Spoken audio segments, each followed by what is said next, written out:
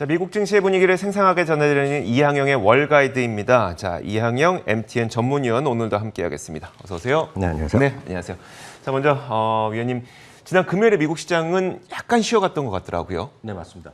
지난주 내내 그랬다고 보셔야 되겠는데요. 지난주에 내내 실적이 엄청 좋게 나왔지만 네네. 주시장에서 별로 반응을 하지 못했습니다. 애플도 마찬가지, 그리고 전부 다 마찬가지였죠. 아마존도 사상 최고가를 시작하면서 일단 찍었지만 결국은 막판까지 나면서 그 약세로 일단 마감되는 좀 모습을 보여줬습니다. 유가도 좀 쉬는 모습이었고요. 금 가격만이 지난주 내내 조금 1750에서 1840에서 좀 움직이는 안정된 모습을 보여주었습니다. 대부분 섹터가 전체적으로 하락한 하루가 되겠는데요. 말씀드렸다시피 아마존이 결국은 약세로 돌아섰고요. 트위터는 그 전날 발표된 실적이 상당히 기본적인 좋게 나왔지만 전망이라든가 그리고 소위 활성화된 사용자 수가 좀 부족했거든요. 네네. 그래서 15%나 급락한 채 일단 마감됐습니다. 아마존부터 확인드리면 목표 주가 평균은 지금 4,088달러 수준까지 올라왔습니다. 그러면서 목표 주가 평균이 4,000달러 넘은 것은 처음인데요. 한 달 전에 3,940달러였으니까요. 전체적으로 지금 의견은 상당히 좋게 나오고 있고 상승률은 거의 18% 육박합니다.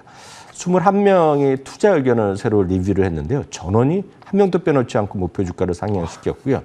특히 그 서스퀴아나 같은 경우에는 기존의 5,000달러 수준에서 5,500달러까지 올려놔 있습니다. 5,500이요? 예, 물론 좀 3자이기 때문에 앞으로 상당히 먼 것 같지만 일단 4,000달러 상당히 높이에 와 있고 이분은 서스퀴아나 이분은 애플뿐만 아니라 이런 걸 전부 다 좋게 보는 사람이기 때문에 상대적으로 이렇게 그 정도로 일단 이해하시면 되겠습니다. 위원님, 보통 근데 이런 목표 주가를 제시할 때는 12개월 전망을 제시하는 맞습니다. 네. 12개월 정도의 그 예상치가 업계의 관행이다라고 네네. 일단 이해하셔야 되겠고요. 여하튼 말씀드렸던 대로 주가는 그건 재미가 없었습니다. 한편 애플 같은 경우는 EU에서 또 경쟁 위반에 대한 또 이슈가 발생하지 네네. 않았습니까? 그러면서 또 소폭의 약세 흐름을 보여줬습니다. 1%가 넘게 하락을 했습니다.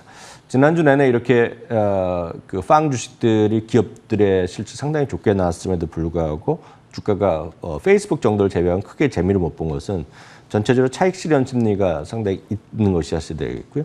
과연 이번에 1분기 이런 놀라운 깜짝 실적에 대한 성장성이 지속될 것이냐에 대한 논쟁이 분명히 있는 거죠. 분명 여전히 있다, 없다 사람이 많이 있지만 여전히 그런 심리가 분명히 있다라고 보셔야 되겠고요. 또 하나는 지난주에 워낙 경제 지표도 좋게 나왔다 보니까 금리가 결국 올라가지 않겠느냐. 네네. 그것이 인플레이션에 대한 압박으로 작용할 가능성이 있다는 어떤 우려감도 시장의 기술주의 어떤 발목을 잡은 한 주가 되겠습니다.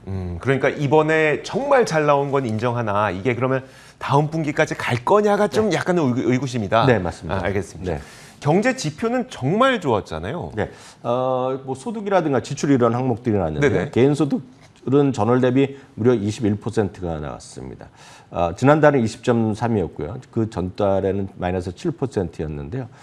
역시 부양책에 대한 덕분이라고 보셔야 되겠고요. 이런 증가율 자체는 1946년 이래 사상 최대 증가율로 지금 업계에서 통계가 나오고 있습니다. 소비자 지출도 전월 대비 4.2%가 늘어났는데요. 다우지수와 월스트리트저널이 조사한 시장 전망치가 4%였는데 네. 그보다 좋게 나왔고요. 역시 작년 6월 이후 가장 높은 수치가 되겠습니다. 한편 인플레이션의 주요 척도가 되는 PC의 물가지수는요. 3월에 전월 대비 0.5% 상승하면서 2018년 이후 또 최대의 상승폭을 보여주었거든요. 그러면서 연간 인플레는 지난달 1.5 수준에서 2.3으로 높아졌습니다.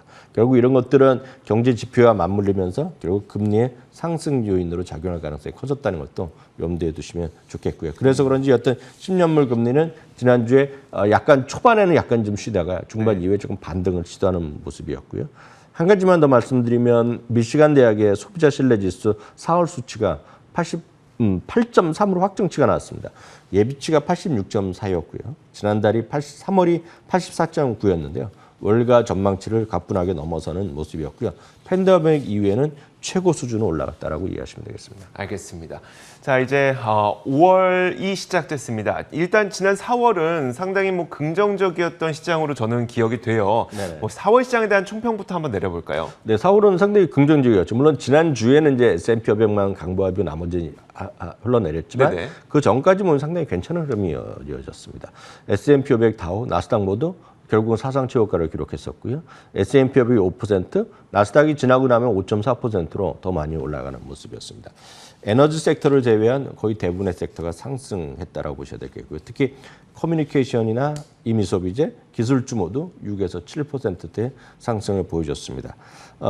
S&P 500 내에서 가장 많이 올라간 종목군과 대표 종목군을 말씀드리면 UPS 뭐 배송업체 아닙니까? 네네. 이쪽이 다 괜찮은데요. 20%는 올라갔고요.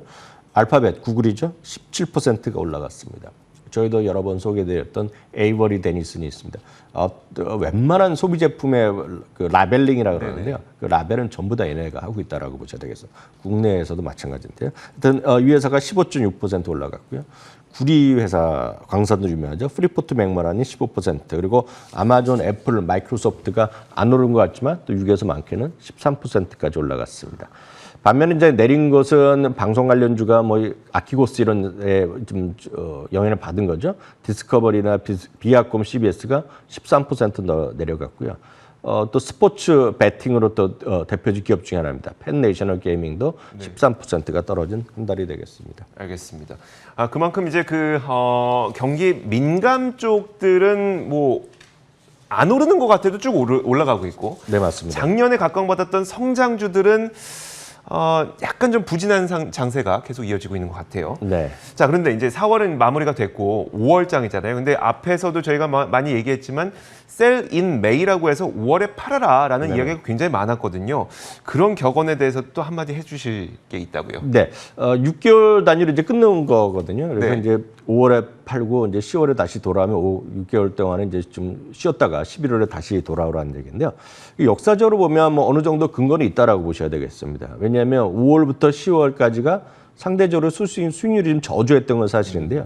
이 그림은 70년의 역사가 되겠는데요. 6개월의 수익률만 모두 따져봤더니 가장 좋았던 시기는 딱 끝났습니다. 제일 위가 되겠어요. 그래서 11월부터 사갖고 4월에 팔고 나가는 게 가장 좋았던 경험치입니다. 네. 평균적으로 보면 77%가 상승했고요. 에버리지가 평균 수익률이 6.8%가 늘어나서 가장 최상이었습니다. 그래서 작년에도 제가 이 말씀드린 기억이 있는데 하여튼 연말에는 소비도가 늘어나고 이렇게 네. 어떤 성장성에 대한 기대감이 맞물리는 게 있기 때문에 이렇게 올라갔던 사실입니다. 여기 경험으로 보면 제일 아래에 있는 것이 지금이거든요. 빨간색으로 좀 나와 있는 건데요. 5월부터 10월까지는 수익률이 고작 1.7%였고요. 상승 확률은 64.8입니다. 그렇기 때문에 이거 뭐 마이너스까지는 아니지만 네네. 전체적으로 보면 좀 낮았던 건 사실입니다. 다만 이거조차도 결국은 지금 1.4%를 6개월에 받는 금리는 없잖아요, 지금요. 그렇죠. 그렇기 때문에 괜찮았으나 이것도 나쁘진 않으나 상대적으로 좀 저조했다라고 보셔야 되겠습니다. 그럼 그렇다고 해서 5월이 엄청 나빴느냐? 5월도 좋기는 했습니다. 다만 이것도 네. 역시 이건 30년의 역사가 되겠는데요. 5월에는 지금 보시면 4월 대비 상승폭은 절반입니다. 1% 조금 넘는 그 정도의 상승을 했고요.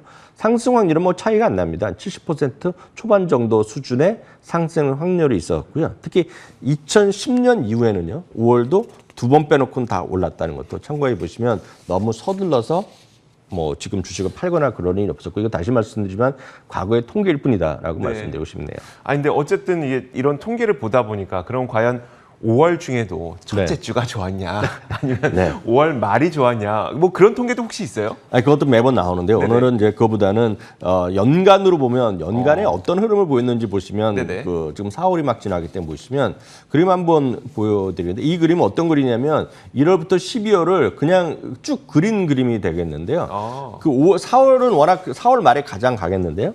5월은 5월 초반 중반 정도까지 강했고요. 좀 쉬다가 막판에 좀 살아나는 겁니다. 그리고 다만 이제 6월 보면 6월 중순부터 내려가는 그림 보이지 않습니까? 네. 이거는 1년을 특정이 아니라 평균의 그냥 그림을 그린 거거든요. 그래서 20년 동안의 역사이기 때문에 뭐 이것도 역시 통계일 뿐이지만 4월은 제가 4월 말이 가장 강할 거라고 그냥 계속 갖고 가면 될 거라고 말씀드렸는데, 5월을 보면 5월 초반 중반에 좀 강했다가 좀 쉬었다가 다시 좀 회복하는 모습 정도가 과거의 통계였다라고 그냥 간단하게 이해하시면 되겠습니다. 그러면 이런 통계를 갖고 사실 우리 투자자들은 좀 어떤 의미를 찾으면 좋을까요? 사실 이런 거 갖고 저는 이제 말에 좋았으니까 네. 초에 팔았다 말에서 이런 건 아닐 것 같거든요. 그건 아니고요. 그 보여드린 이유는 꾸준하게 주가는 움직였다, 우상했다는 걸 보여드리고 싶고요. 다만 단기적으로 보면 여러 가지 이런 역사적으로 반복된 의미는 너무나 명확하거든요. 1분기 실적에 대한 것들이 워낙 좋게 나왔다는 거가 네네. 되겠고요. 실적 나오니까 또 차익 실현하는 사람들도 있었겠죠. 딱 5월 첫째 주, 둘째 주면 공식적으로 실적 시즌이 마무리되는 시기이기 때문에 그때 되면 이제 여름도 되고 나서 과거에 자꾸 그러니까 좀 쉬었다라는 그런 경험도 있었지만 이번에는 작년과 약간 다를 수가 있는 것이 워낙 작년에 안 좋았고 1분기, 2분기에 워낙 실적이 안 좋았잖아요. 그래서 1분기도 지금 우리가 지난주까지 하면 33%, 38%였지만 지금 지난주에 집계나온 것은 1분기 이익 전망이 좀 50% 넘나들거든요. 네. 2분기도 그렇게 나오기 때문에 과거에는 이랬지만 이번에는 제가 봤을 때 웬만하면 그냥 갖고 가시면 나을 것 같다는 생각 전해드리고 싶네요. 알겠습니다.